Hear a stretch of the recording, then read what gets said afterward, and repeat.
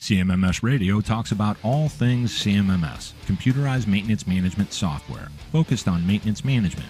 It's the people, the process, and the culture that make your CMMS journey a success. Thank you for tuning in, everyone. Today, we are joined by Jennifer Dodd Fuller. She is the Senior Manager, Industrial Energy Solutions at Ndustrial.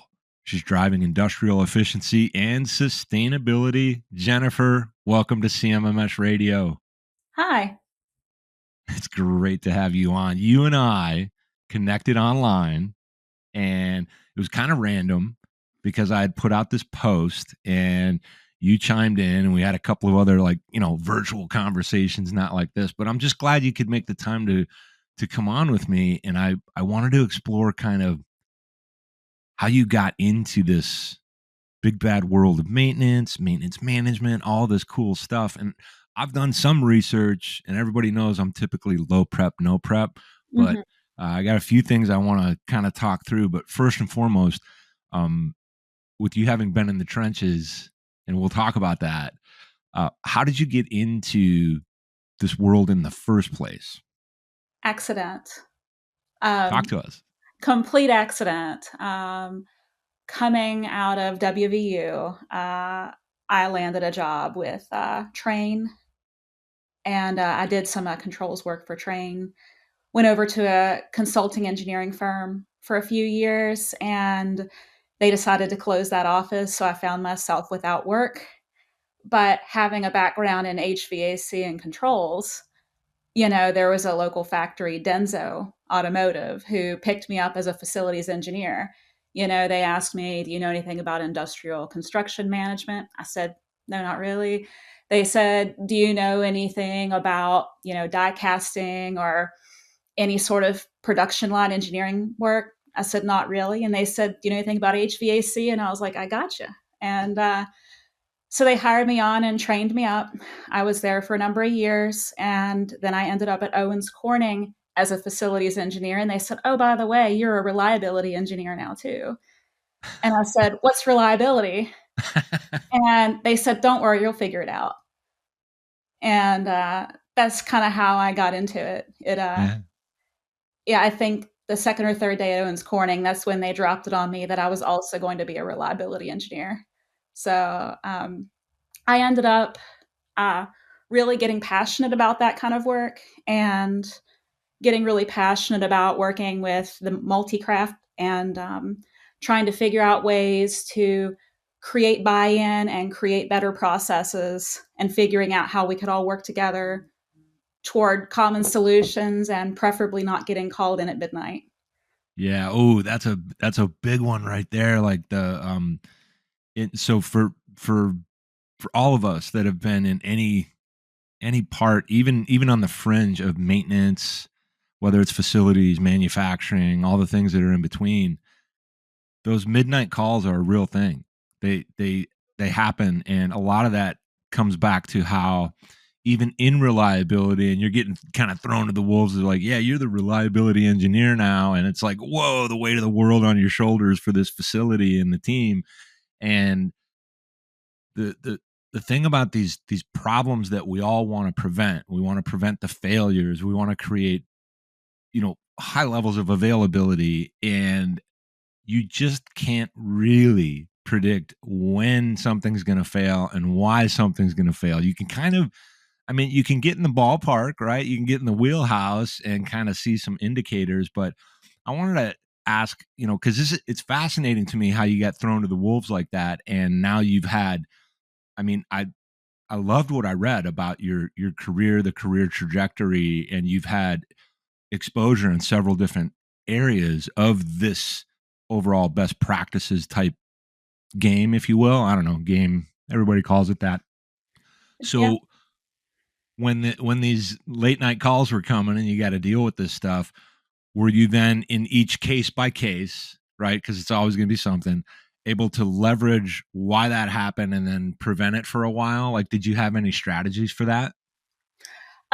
At times, it really depends on the type of failure. At times, I was called in for something that would manifest as a reliability issue, and it turned out to be an operational issue. So once you kind of Mm, start parsing that out and saying what's really on us, that's and calling the appropriate parties and trying to create systems where we are calling the appropriate parties, so you're not wearing out those that need to rest.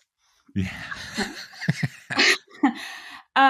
Honestly, some of the things we did that I had, a level of involvement in was, PM optimization, and we did a lot of that based off understanding the failures we had, and at times, contacting manufacturers, right? Or, leveraging subject matter experts or talking to whomever we can to figure out, here's our failure, here's our mode of failure. How can we prevent this from happening later? And sometimes we were able to internally figure this out. Sometimes we had to bring in outside players, right? But, frequently we were able to incorporate predictive strategies or just, basic proactive strategies.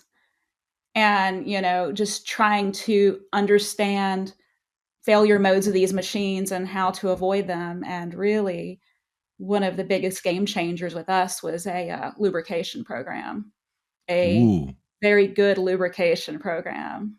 And it's yeah, that was sorry to interrupt, but when you say that, so over the last, I'd say a couple of years, maybe not that I didn't know, because I always worked with a lot of the professionals that do what you do. And I would learn over those years through osmosis, whatever, what they're doing, why it matters, because they would explain it to me so that I could be better able to help people in the world of CMMS. But in the last couple of years, I've learned, heard so much about how and why a good lubrication program is actually a great place to start, because number one, you can do it absent any software. You don't have to have software to do a great lubrication program. And that is an area where, if it's done right, even in the early stages, from what I'm learning, and I'm not saying I'm right, I'm kind of leaning on you here, that even doing some of the basics, which is common in overall maintenance management, basic fundamentals. I learned that from Brian Bieski. He's a buddy of mine that is just a monster practitioner. But what I mean by that is that he gets it, and we talk very simply and plainly about this. So on the lubrication program, was it at first new to you, and then you had to learn about how that makes a difference, or did you already know about it, you just hadn't implemented it? It was new to me. I mean, I knew the basics from my facilities background, but for large rotating equipment, that's a different beast entirely, right? Yeah. Luckily, when I started, it was a gentleman that I had worked with who now works for somebody else who I think you would love to talk to, by the way.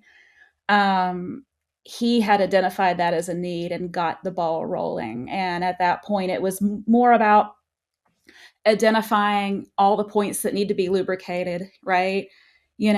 Understanding and eliminating sources of contamination, which Mm. is huge. Making sure we are following appropriate practices, good labeling conventions, appropriate labeling conditions, and even things like testing, Hmm. incoming barrels to make sure that they are what we believe they are to be. You Yes. don't want to start out on the wrong foot before you ever pop the first barrel, right? Yeah. That, so there's a few things like out there in the industry, a couple of people I've met over the last few years that are really plugged in on exactly what you're talking about. So, for example, Rich Wurzbach, Grease Thief, for your testing, and with MRG Labs, and that's good stuff. Sonia Mathura, she is like all about that. Hey, you get your barrel, you better know what's in there and the condition that it's in before you start using that, because for a layperson or quasi layperson, it's like, oh, we got the oil or the lubrication. Let's start loading the guns and start going around and topping everything off. And I mean, maybe it's better than nothing, but the problem there is with the contamination or any degradation in viscosity, things of that nature, you're already introducing a problem. into the machine at that lubrication point. If, because in some cases, and you correct me if I'm wrong and just help me learn, if you're going to go, say you're going to re-grease something, you really literally have to remove the existing grease. You've got the right grease, and then you replace it. Or if we are topping off, we have to check the condition of what we're putting in, and we have to check the condition of what's already there. Yes? And you have to make sure your Zerk is clean. That's well, and so all of this now I want to bring in like the CMMS. So when you introduce these programs and you're starting to do that work, where and how does it get documented into the CMMS? Not anyone in particular, but generally, are there places where you tend to make sure this gets entered so that the information can be kind of tracked or available for others that need to come in and see what's been going on? A great place is the bill of materials, The, in my so humble opinion. on the bill of materials for the actual work. Yeah, for the actually like the equipment bill of materials, which any work orders would be themselves attached to. Yeah, yeah, And so you could, I'm sorry, you could look at, this roller, this bearing, what are the components that you would need if you needed to touch this roller with these bearings in it, right? yeah. So, I mean, you don't really need quantities per se because it's not a quantity, right? But and now these days you have something a bit better than like grease it until it starts coming out the end. You have much better, more appropriate tools now, like ultrasonic grease guns that do a much better job. Yeah, and again, like so many people think they know what it is when you talk about lubrication and lubrication best practices, and as you start to get beyond that surface level, maybe even misunderstanding, there's just so much there. So it really is. I'm bringing it back to this concept that it's just a great place to start if you want to improve overall machine availability. Lubrication is a great place to start. Um, we'll stay in the CMMS kind of thing for a minute. Back in September, I had put up a post talking about how CMMS companies are struggling. They might not even know it, all these different things. And I was asking everyone, what do you think CMMS companies are struggling with? And one of the things that you chimed in with that I appreciate, and it's a really common thing for people to call out, and that is being intuitive in its use and useful for technicians. And the reason I like that straightforward, simple, yet impactful response to that overall big question is that it's meaningful. So being intuitive in its use means that nobody has to do guesswork or very little guesswork to figure out how to move around and navigate, because maintenance people at essentially all levels of maintenance, if you put something in front of them that doesn't make sense, they they might even want to break it and then fix it because it's like, this is crap, right? And then on the other hand, when you say useful to technicians, it goes beyond just that intuitiveness, where it has to be less disruptive, but it has to be meaningful. Why am I doing this? So, have you ever seen situations where people are leveraging the CMMS, they're using it the way they're supposed to, then they find out their boss or the boss's boss and leadership isn't even paying attention to it. So they're like, I'm not going to do this anymore. Talk to me about that. I've seen cases of that for sure with things like logged hours with work orders and closing out work orders appropriately with the appropriate amounts of time associated with it. So, when it comes to things like manpower, that's huge, right? You know, you you need to show that your team is appropriately laden with tasks, and that's how you can make the case to say, I need to staff up, or we don't need to fill this position at this time because there's not enough work, which I've never seen that second case. I'm sure it exists. Um, but yeah, I mean, one of the companies I had worked at, when I had shown up, it was apparent that nobody was paying attention to work order closeout or time. Yeah. And that's huge. big one, a really common one, because maintenance people want to do work and get it done, and I think they understand the value of, hey, you need to know how much time this is taking. But if the organization bringing in or requiring the utilization of a CMMS, which is a smart play for any organization that can benefit from it, if they don't understand why, they're going to think, well, you're just babysitting me. You're just making me do something that is completely unnecessary. And then they might even, I've heard this one over the years. Well, I punch a time clock when I come in the morning and when I leave at the end of the day, or I record a time log, and now I've got to put it over here. You got me doing the same thing 2, 3 different times. That's the kind of stuff that doesn't make sense to maintenance people, because they know that those are not impactful redundancies. There are some redundancies in maintenance that kind of make sense, but what other things about the CMMS in the different environments you've been makes the biggest impact, one, on the shop floor for the maintenance team and the frontline workforce? And there's no wrong answers here. And then two, for leadership, because I want to kind of contrast those. I want to see how those are dissimilar and similar all at the same time. So I would say, creating that value proposition for your maintenance folks, if I understood your question correctly, on the shop floor, showing them how, that tasks that they are doing are making a difference, especially if you want to do things like outside of what they would normally do. This is not the way we've always done it.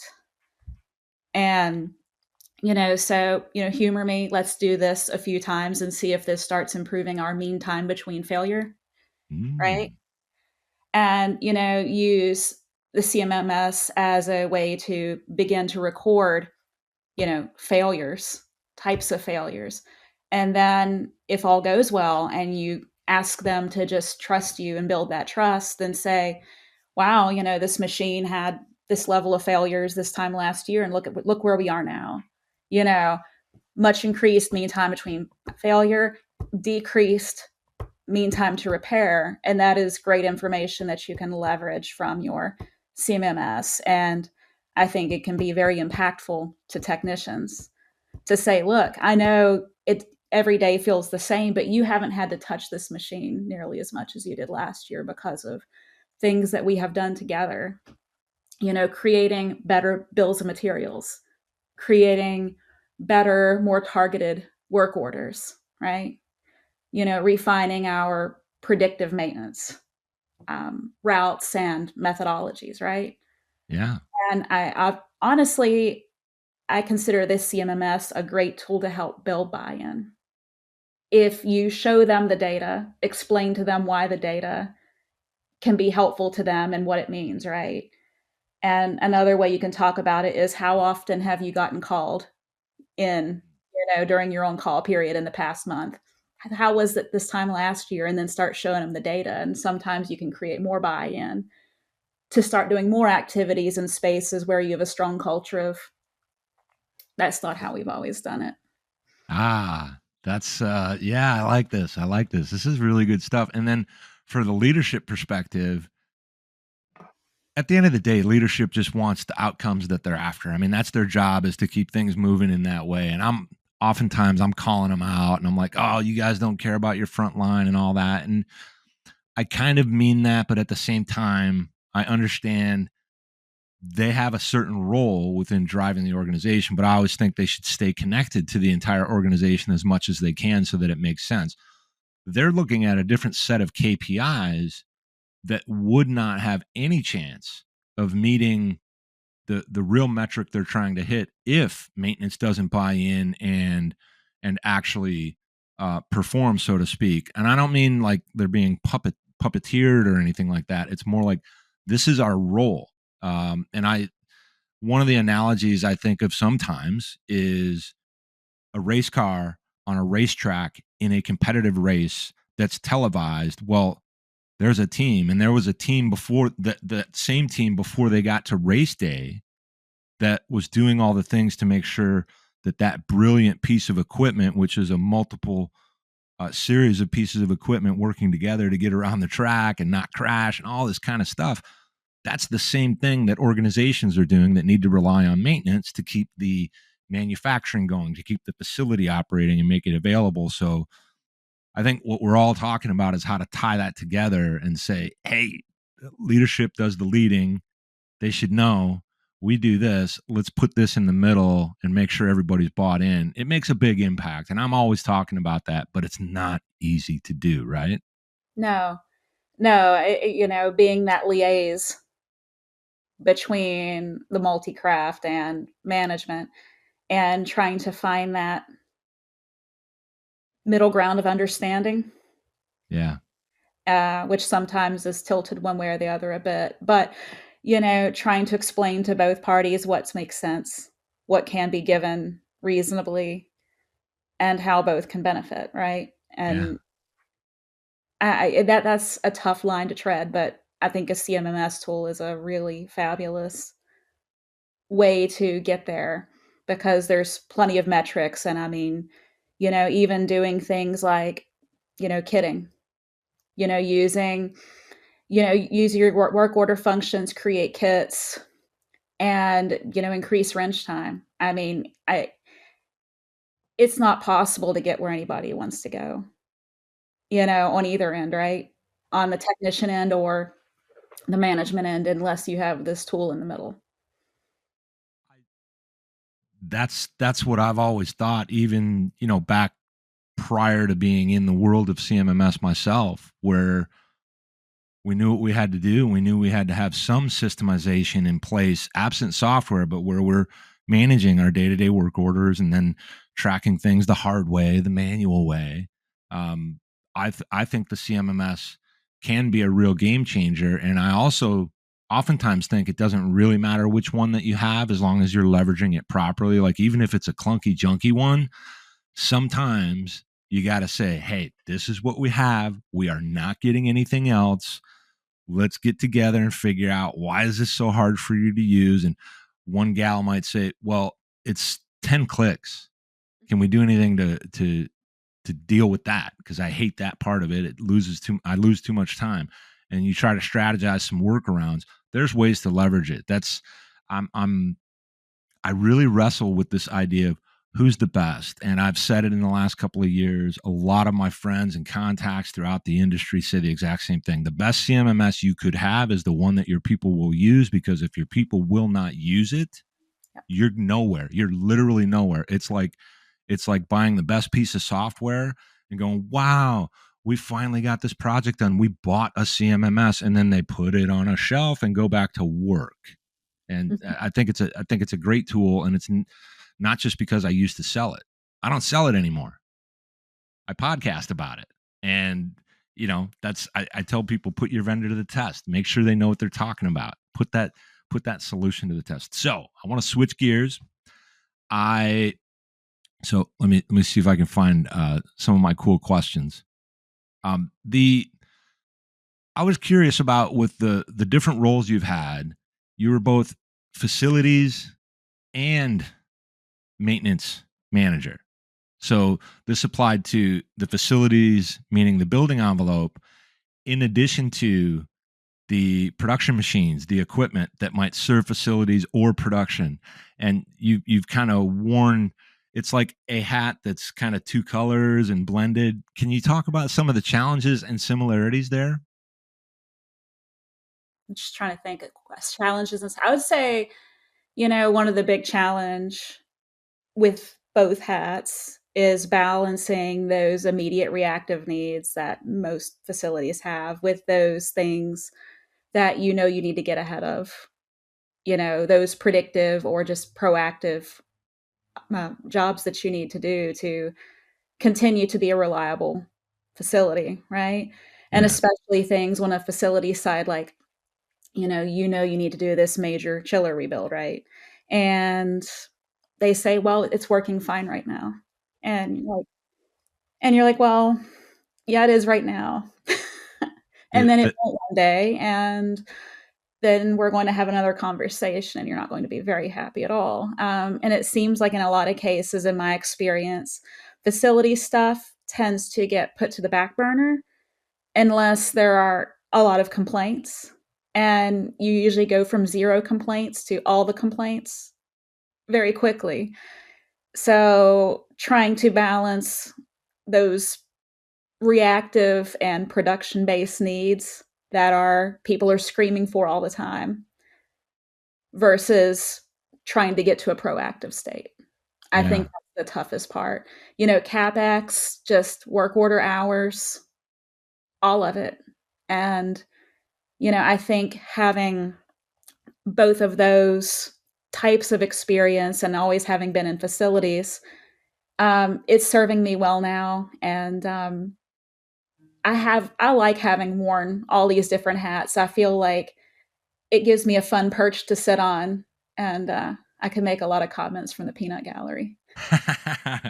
That's well now this is a perfect point for us to transition into what I tend to call the fun question segment. I don't know if they're very fun. You'll find out. So, cuz I love the idea of kind of like bird dogging and chirping and seeing what's going on and taking it all in and then figuring it out. So, I did this fun question segment a long time ago and it kind of worked.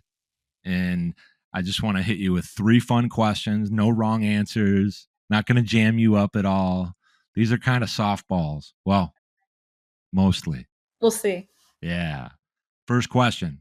What is your favorite music? Bluegrass. All right. That's a good one. I haven't heard that one yet. I like Really? it. Yeah, I don't think I have. I have to go back and look through about 100 plus episodes to find out if somebody said bluegrass, but that's awesome. That's I'm just being real here. This is that's why I call it the fun question segment. It's good. Nothing's off limits here. Fun question number 2. What is your favorite sport or hobby? And on sport, if it is a sport, it doesn't have to be one that you play. It could be one you like to watch and support and cheer for. My favorite sport is one that I can go and eat something in a potluck style meal, like a tailgate type situation. That's as close to sports ball as I get. Uh, Everything's sports ball, and it drives my husband crazy. And as for hobbies, I'm very big into gardening. I have a geothermal greenhouse we built recently, and I'm hoping to post some updates on LinkedIn really soon about that build. It's been super fun. That's Um, cool. but really, just cooking, gardening, very hermit by myself type hobbies.